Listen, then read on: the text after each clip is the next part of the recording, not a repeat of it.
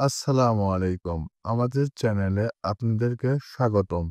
আজকে যে ওষুধ বা মেডিসিনটি নিয়ে আপনাদের মাঝে আলোচনা করব সেটি হলো স্কয়ার মোটিগার্ড। এই মোটিগার্ড ট্যাবলেটটির গ্রুপের নাম হলো ডমপেরিডন ইপি।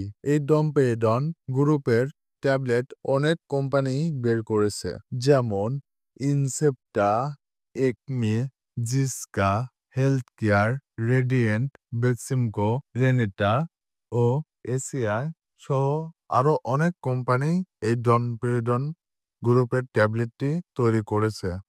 কারণ এই ডমপেরিডন ট্যাবলেটটি অনেক প্রচলিত একটি ওষুধ। এটি একদম বাচ্চা থেকে শুরু করে বুড়ো বয়স পর্যন্ত সেবন করা যায়। তবে এক এক বয়সের ক্ষেত্রে পেডিয়াট্রিক ড্রপ, সিরাপ এবং ট্যাবলেট স্ট্যান্ডে দেওয়া হয়ে থাকে।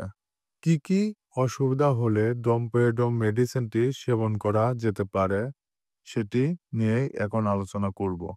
যেমন পেটের উপরের ভাগ ফাঁপাবোধ ফিল করলে, পেট ভার হয়ে যাওয়া বোধ করলে বা পেটের উপরের অংশ ব্যথা হলে, ঢেকুর তুললে, পেট ফাঁপা হলে ও অল্প খাদ্যে ত্রুটি দেখা দিলে, বমি বমি ভাব ও খাদ্যের উপর অনীহা তৈরি হলে, পাকস্থলী হতে খাদ্য উপরে উঠে আসা সহ বুক জ্বালাপোড়া দেখা দিলে অথবা শুধু বুক জ্বালাপোড়া করলে, এইসব ইত্যাদি সমস্যার সমাধানে ডমপেরিডন ট্যাবলেট অনেক ভালো কাজ করে থাকে।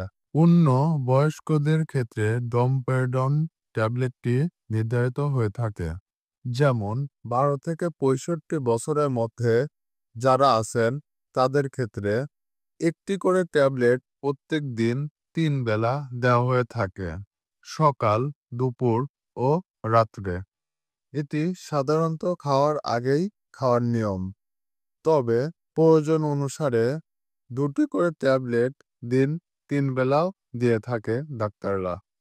এক কথায় বলতে গেলে 10 mg ট্যাবলেট দিন 3 বেলাও সেবন করা যায় এবং প্রয়োজন অনুসারে 20 mg ট্যাবলেট দিন 3 বেলা সেবন করা যায়। একদিন বয়সী বাচ্চা থেকে 6 মাস বয়সী বাচ্চারা পর্যন্ত পেডিয়াট্রিক ড্রপ সেবন করবে এবং 6 মাসে বয়সী বাচ্চাদের থেকে 12 বছর পর্যন্ত বাচ্চারা সিরাপ আকারে সেবন করবে। বাচ্চাদের ক্ষেত্রে ডোজ নির্ধারণ করা হয় তাদের বয়সের উপর এবং তাদের গ্রোথের উপর নির্ভর করে। আশা করি আপনারা ভিডিওটি বুঝতে পেরেছেন এবং ভিডিওটি দেখে উপকৃত হলে আমার চ্যানেলটি সাবস্ক্রাইব করে একটি লাইক দিয়ে যাবেন। কে কোথায় থেকে ভিডিওটি দেখছেন কমেন্টে জানিয়ে যাবেন। যে কোনো ওষুধ সেবনের পূর্বে অবশ্যই একটি ডাক্তারের পরামর্শ নিয়েই সেবন করবেন এবং যে কোনো ওষুধ ক্রয়ের আগে অবশ্যই তার এক্সপায়ারি ডেটটা দেখে নেবেন। ভিডিওটি শেয়ার করে আপনার কাছে থাকা বন্ধুদেরকে বিষয়টি জানার জন্য সহযোগিতা করবেন। আল্লাহ হাফেজ।